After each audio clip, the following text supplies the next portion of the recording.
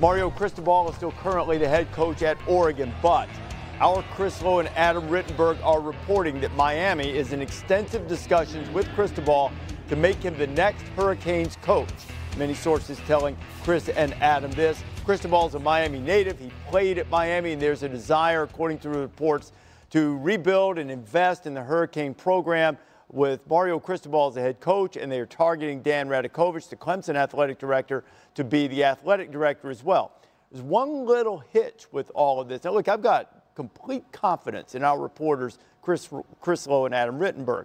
The little hitch is Miami hasn't fired Manny Diaz yet. I don't know if they're going to or not. I mean, every time you turn, it's another weird twist in the Miami saga. I really don't know what to add. I mean, it's speculation has been out there about Manny.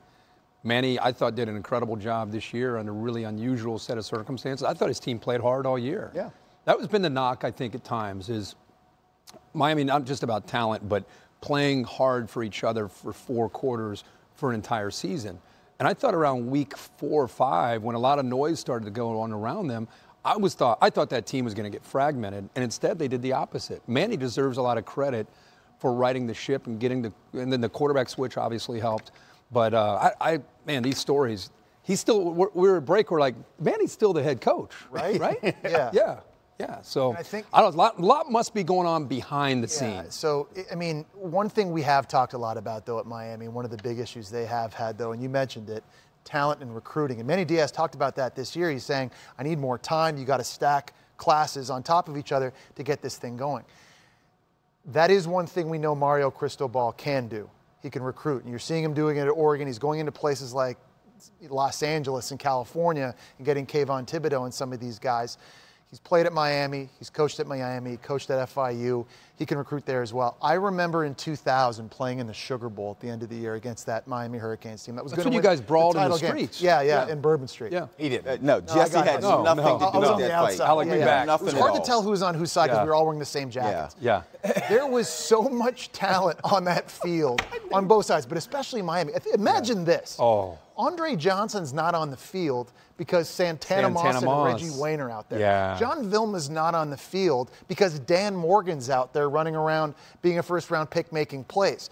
Scary. They grow that talent in their backyard, but it's been escaping and getting away. And they need someone right now more than ever because there's a guy in Gainesville now, Billy Napier, who is a recruiting alpha, who's going to try to go into their backyard and steal as many guys as he can. The next guy, if it's Manny Diaz and he stays, he's got to keep recruiting. But the reason we're talking about Cristobal is because of that recruiting prowess. That return home. I mean, I think that's obviously family considerations. Obviously, a big part of it.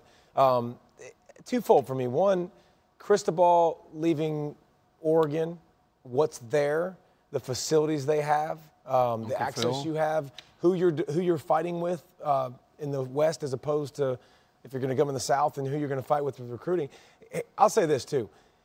If I'm Miami, I'm excited about the native son and all that stuff, too. But Cristobal is also, this is fresh off of getting the doors blown off of you by Utah. And here's twice, yes, correct. And I feel this about, like, Kyle Whittingham, like, he's tough.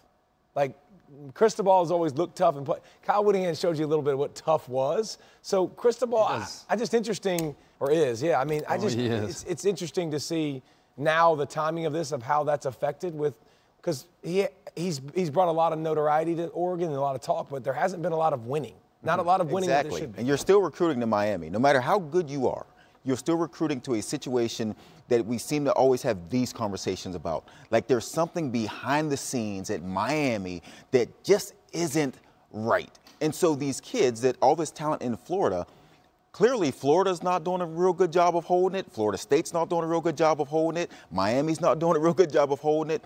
And so when we look at Cristobal coming down there, I don't know that I talked about Oklahoma not being a great situation. That'd be scary to me. Miami's more scary because of these situations. It doesn't look like a stable situation from top to bottom, not just your coaching, but behind the scenes stuff. Well, it looks like they're trying to rectify. They're trying to rectify that with the athletic director, more money being put but into I the thought the resources. Same thing you said, though. Mid-season, they started to play better. Yeah. And then it started to feel like a Clay Helton situation at USC. Yeah. It's like they want to fire the guy, but then all of a sudden the team starts playing better, so they can't make a move. Yeah. So it's like a weird situation in Miami. They played much better in that second half of the season. Felica knows Miami inside out, and Miami grad. Bear, what is going on there right now? Is this just a painful transition stage, or is there some disarray and chaos in your judgment? Well, I think there was some disarray and chaos. And you certainly look at the way all of this has gone down, and it's still going down. Like, it appeared like a rudderless ship. Like, you fire your AD, and then it's like you're in limbo for weeks. But if Dan Radakovich is the hire, like that's what they needed to do first.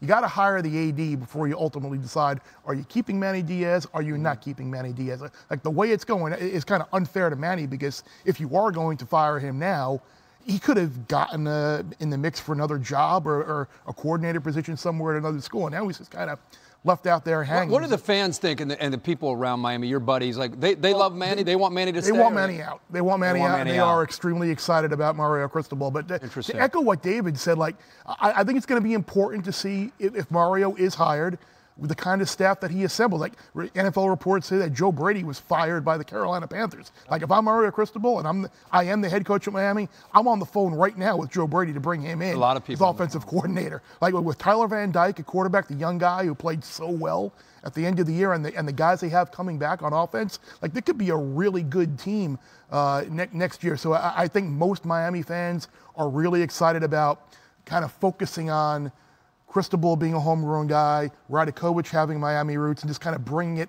all back together in that sense. But you know this from Mario being at Alabama, and Joey was alluding to the recruiting as well. Like, he went into South Florida and just plucked guys left and right out of Miami's backyard and Florida's backyard and Florida. So it's going to be great for recruiting. We'll see ultimately how it plays out.